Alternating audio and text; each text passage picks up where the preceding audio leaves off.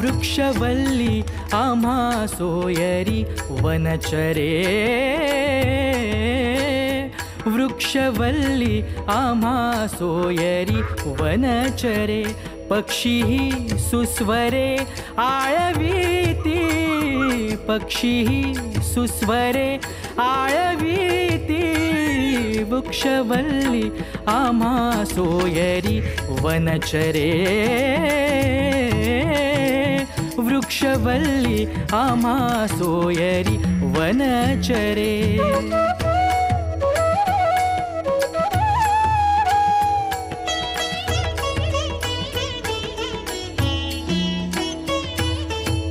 येणे सुखेरुचे एकांताचा वास, येणे सुखेरुचे एकांताचा सोयरे, सुस्वरे आळवीती वनचरे,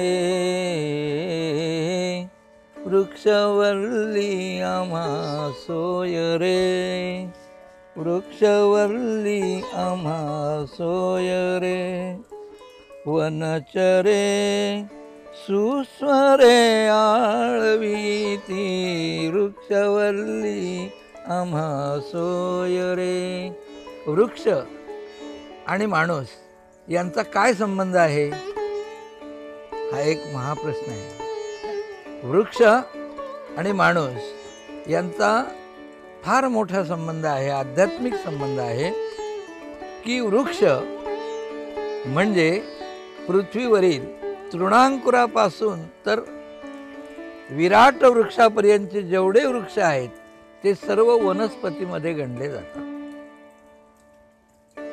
मगाशी मी आपल्याला जे वर्णन केलं उद्भिज, उदकाधिक बीज याच्या आधारानं चौथी खांड म्हणून जे उद्भिज आहे ती अथपासून इथीपर्यंत सर्व प्रकारच्या वनस्पती त्यामध्ये गणल्या जातात।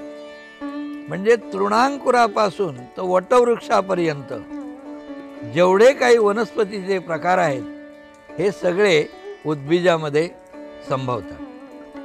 आता या वनस्पतींचा म्हणजे या आपण असं म्हणू या वृक्षांचा माणसाशी काय संबंध आहे, तर मनुष्य हा वनस्पतीशिवाय जगू शकत नाही। पहिली गोष्ट, जरी समजा तृणांकुर असले, तृणांकुरामध्ये आपलं अन्नधान्य आहे, म्हणजे मनुष्य किंवा इतर जीव वनस्पती वाचून जगू शकत नाही।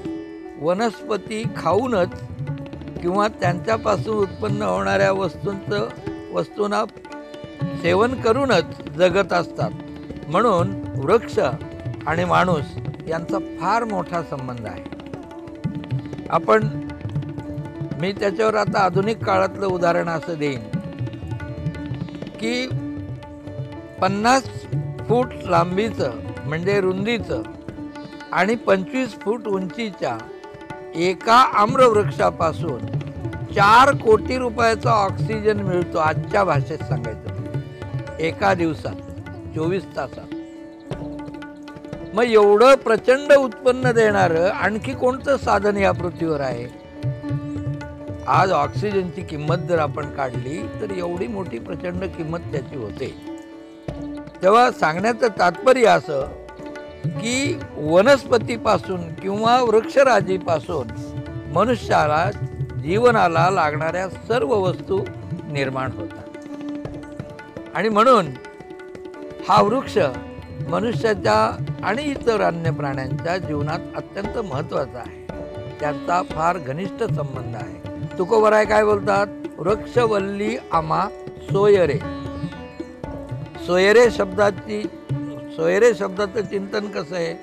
सोय करील तो सोयरा, म्हणजे जो आपली यथासांग सोय करतो त्याला सोयरा म्हणतात। आणि जर सोय केली नाही तर त्याबद्दल काही त्याला प्रेम वाटत नाही.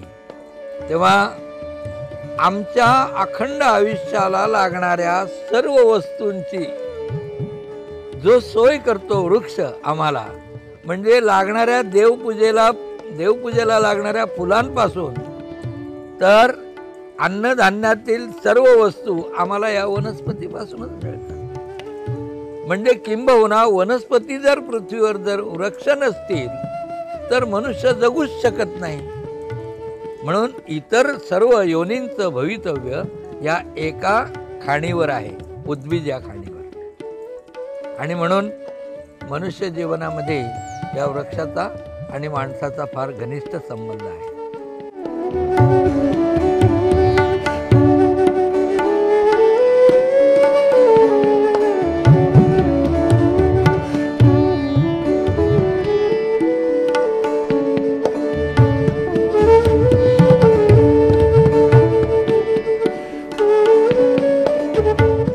आजच्या 21व्या शतकामध्ये हल्लीच्या पिढीला वृक्षाची फार आवश्यकता आहे. वृक्षापासून, फुलझाडापासून, फळझाडापासून खूप असं घेण्यासारखं आहे. आता ही झाडं मी लावलेली आहेत, माझ्या नातवंडांना पतवंडांना सुद्धा ती मार्गदर्शन करू शकतात का झाडापासून काय फायदा आहे, काय उपयुक्त असं आहे. हे पुढच्या पिढीला समजण्यासाठी प्रत्येक मनुष्याने त्याचं आयुष्य आहे तोपर्यंत प्रत्येक वर्षी कमीत कमी 2 झाडं तरी लावलीच पाहिजे आणि ती जगवलीच पाहिजेत. हा एक राष्ट्रीय कार्यक्रम किंवा सांस्कृतिक कार्यक्रम असा शासनाने जर आणून दिला, घडून दिला तर फार उपयोग होणार आहे. आज झाडाची काळाची गरज आहे. पर्जन्य हे झाडापासूनच आपल्याला शेतकऱ्याला उपयुक्त ठरत आहे. तर प्रत्येक मनुष्याने झाडाची लागवड ही करायलाच पाहिजे, ही काळाची गरज आहे. आज ह्या ठिकाणी बरीचशी झाडं लावलेली आहेत. प्रत्येक शेतकऱ्यांनी जर अशी झाडं जर लावली तर गाव सुशोभित होईल, सुंदर दिसेल, पुढच्या पिढीला सुद्धा उपयुक्त ठरेल असं माझं ठाम मत आहे. फुलझाडं लावा, फळझाडं लावा किंवा शेती उपयुक्त अशी गिरीपुष्पाची झाडं लावा. गिरीपुष्पाच्या झाडापासून शेतकऱ्याला फार उपयोग होत आहे. 1 गुंठ्याला एक पोता पाळा जर टाकला तर कुठच्या खताची गरज लागणार नाही, पीक भरपूर येतो. अशा गिरीपुष्प वगैरे अशा झाडांची लागवड शेतकऱ्यांनी करायलाच पाहिजे असं माझं मत आहे. फुलझाडं देवाच्या पूजेसाठी, सुशोभीसाठी फार उपयुक्त असतात. आज सागाची लागवड लावायला पाहिजे, ते सुद्धा आपल्या शेतकऱ्याला उपयुक्त अशी वृक्ष आहे.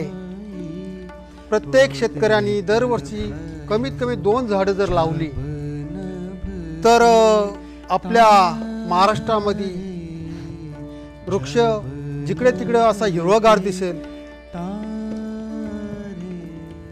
प्रत्येक जो जन्माला आला त्या मनुष्याने जो सुज्ञान झाला तिथून त्यांनी प्रत्येकाने झाडं लावण्याचा उपक्रम राबवायला पाहिजे असं माझं मत. सांज भई उदित भयो, सांज भई उदित भयो जब. बाबा, मी बघतो इथे का खूप वर्षापासून ही जागा विराण होती. या विराण जागेवर आज तुम्ही एवढी झाडं लावलेली आहे. तर आज इथे बघताना म्हणजे खरोखर एक नंदनवन फुलल्यासारखं वाटतं. झाडं लावताना तुम्हाला नेमका आनंद कोणता होतो? मला झाडांच्याबद्दल खूप एक असा म्हणजे ओढ, आदर. माझ्या आजच्या ही वयाच्या 74 वर्षी सुद्धा मला असं वाटतंय अनेक झाडं लावावा. एक ओढ निर्माण झालेली माझ्यात. ही ओढ पुढच्या पिढीला कायम राहावा म्हणून हा मी एक उपक्रम राबवतोय. नाही, आपण बघा आता आपण ज्या झाडाखाली उभे आहोत ते झाड सुद्धा तुम्हीच लावले. हो हो. आणि एकेकाळी इथे काहीच नव्हतं, काय नाही. पण आता तुम्हाला काय वाटतं या झाडाखाली उभं राहून? हे पारिजातचं झाड बघून मला मनस्वी आनंद होतोय. अच्छा, का अशी झाडं लावावा, अशी बागायत फुलवावा असं मला, म्हणजे माझ्याबद्दल नाही, माझ्या कुटुंबाबद्दल नाही, अनेक शेतकऱ्यांनी अशी झाडं लावावा आणि रमणी म्हणजे त्यामध्ये रममान व्हावा बरोबर. असं मला वाटतं. आणि आपण नेहमी जेव्हा बोलतो त्यावेळेस तुम्ही नेहमी आम्हाला उपदेश करता का प्रत्येक जण आपल्या मुलाबाळांवर प्रेम करतो, अरे बाबांनो झाडांवरही प्रेम करा, हे असं तुम्हाला का सांगावं असं वाटतं? मला असं सांगावंसं वाटतंय का आत्ता जर आपण झाडाच्या जे झाड लावतो त्याला प्रेमाने वाढवतो आणि त्याच्या जवळ जाऊन जर आपण त्याच्याशी जर असा संभाषण केलं ना, अंतर्मनाने, बाहेर मनाने नको, अंतर्मनाने जर त्याचे संभाषण केला तर तो नक्कीच आपल्याला काहीतरी सांगतोय असं मला मनोमन वाटतंय. अच्छा, अध्यात्माच्या दृष्टिकोनातून बाबा तुम्हाला काय वाटतं, झाडाला काय महत्व आहे? अध्यात्माच्या दृष्टिकोनातून वृक्षाकडे जर पाहिलं तर ईश्वर आणि मनुष्य यांच्यामधला तो दुवा आहे. कसं तर बोधी वृक्षाखाली गौतम बुद्धांना विश्वशांती प्राप्त झाली. म्हणजे याचा अर्थ वृक्षाखाली बसल्यानंतर, त्या वृक्षाखाली बसल्यानंतर आपल्या आत्मानंदाच्या लहरी वैकुंठापर्यंत म्हणजे भगवंतापर्यंत जातात. इतकी परमशांती आपल्याला वृक्षाखाली बसल्यानंतर मिळते. कोणत्याही वृक्षाखाली तुम्ही बसा, परंतु असा अनुभव येतो, अतिशय शांती प्राप्त होते. याचा अर्थ वृक्षाचं स्थान नेमकं काय सांगावं तर वृक्ष हा आपल्याला परमात्म्याच्या ठिकाणी आहे. अच्छा, पण तुकाराम महाराजांचं वृक्षाबद्दलचं काही थोडक्यात तुकाराम महाराजांनी त्यांच्या अभंगांमध्ये वृक्षांना खूप महत्त्व दिलेलं आहे, त्याच्यावर तुम्ही 2 शब्द काही सांगू शकता? तुकाराम महाराजांनी वृक्षांना महत्त्व दिलेलं आहे. म्हणजे कसं की एका अभंगामध्ये त्याने संबंध सांगितलेला आहे. काय की वृक्षाचे ही पान हाले त्याची सत्ता आणि राहिली अहंता मग कोठे. तुकोबारायांनी वृक्षाच्या पानाचा संबंध सांगितला आहे. वृक्ष तर राहिला बाजूला, परंतु एका पानाचा इतिहास त्यांनी अभंगामध्ये सांगितला की या झाडाचं पान सुद्धा ईश्वराच्या इच्छेशिवाय हालत नाही. याचा अर्थ काय? It is great contact to God असं सांगितलेलं आहे. फार मोठा संबंध सांगितलेला आहे की पान सुद्धा पिकलेलं खाली पडत नाही ईश्वराच्या आज्ञे वाचून. म्हणजे वृक्षाकडून आपला संबंध जोडलेला आहे. वृक्षाचे ही पान हाले ज्याची सत्ता राहिली अहंता मग कोठे, असं सांगितलं तुकोबारायांनी. आता आपण थोडक्यामध्ये बघतो का आपण परमेश्वराच्या मंदिरामध्ये जाताना लोक देवाच्या चरणी फुलं वाहतात. ती फुलं सुद्धा झाडांपासूनच येतात. पण असं ती फुलं आपण विकत घेऊन फुलं वाहतो. पण तुम्हाला असं सांगावंसं वाटतं का आजच्या पिढीला का खरोखर फुलं वाहण्यासाठी तुम्ही फुलं झाडं लावावी? विकत घेऊन ती वाहण्यापेक्षा आपण लहानाची मोठी केलेली जी फुलझाडं आहेत त्याचं फूल भगवंताच्या देवघरात ठेवल्यानंतर जो आनंद प्राप्त होतो, बरोबर, तो फार वेगळा आहे. बाबा तुम्ही मी बघतो रोज तुम्ही ही फुलं इथेही वाहिलेली आहेत. तुम्ही रोज देवपूजेला जाताना मी बघतो का फुलं तुम्ही स्वतः तोडता झाडाची. त्यात तुम्हाला काय आनंद वाटतो? मी लावलेली झाडं, जगवलेली झाडं, जेवढा मुलाला संगोपन करतो त्या परीने त्या झाडाला मी संगोपन केलेलं आहे आणि त्याला फुलांचा फलांचा बहार आला आहे. तर तो आज मी परमेश्वराच्या ईश्वराच्या चरणी वाहत आहे, त्याचा मला परम आनंद होतो. वा, खूप छान बोललं. बरं बाबा, तुम्ही आयुष्यभर म्हणजे गेली 50-60 वर्ष समाजसेवा केलेली आहे. कीर्तन प्रवचन माध्यमातून लोकांना ज्ञान दिलं, अध्यात्माचं ज्ञान दिलं. खरोखर हे जगातलं खूप सर्वश्रेष्ठ काम तुम्ही आयुष्यभर केलेलं आहे. आणि बाबा तुम्ही सुद्धा आयुष्यभर लोकांना सांगत आले का अरे बाबा झाडे लावा, झाडे लावा, झाडे लावा. खरोखर या गोष्टी खूप अभिमानास्पद आहेत माझ्या परिसरासाठी, माझ्या गावासाठी, माझ्या देशासाठी. तर बाबा तुम्ही थोडक्यात सांगा, जाता जाता एक थोडक्यात सांगा आपल्या प्रेक्षकांना का झाडाचं महत्त्व काय? बरोबर, माणसाच्या आयुष्यात झाडाचं योगदान काय? आता तुम्ही मला विचारलं म्हणून मी सांगतो की वृक्षाचं काय योगदान आहे. पुराणातला दाखला देतो की एक अशी वृक्षराजी होती, आम्रवृक्षांची वृक्षराजी होती की ज्या आम्रवृक्षांच्या वृक्षराजीमध्ये शकुंतला फिरायला जातो तेव्हा ती शकुंतला त्या प्रत्येक आम्रवृक्षाच्या मुळाशी म्हणजे तिच्या भावना व्यक्त करत होती आणि तिथून त्या वृक्षांच्या मार्फत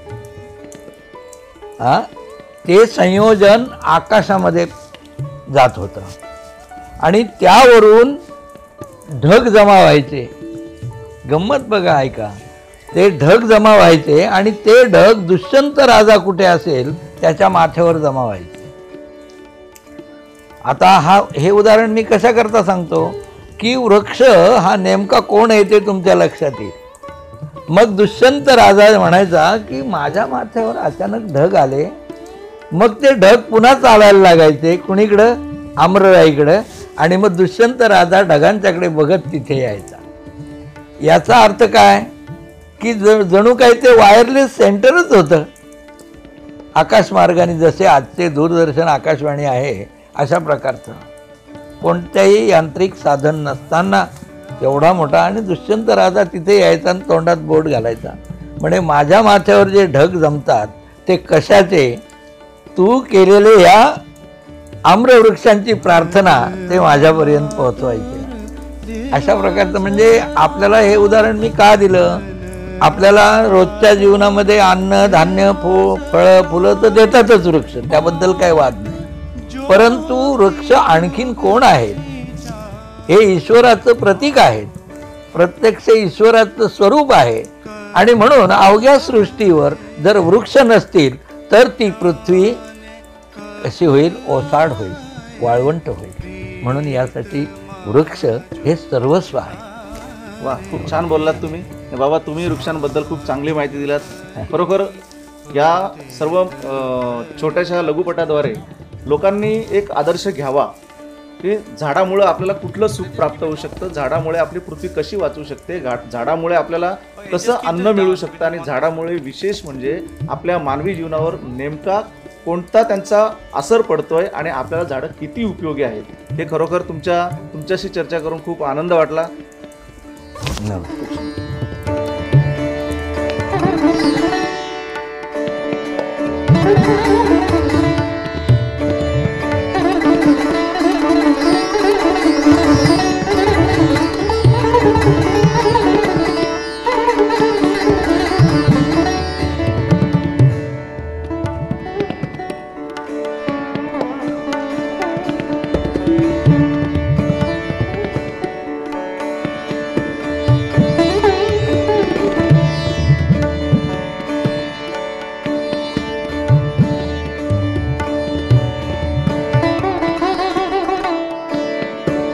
Thank you.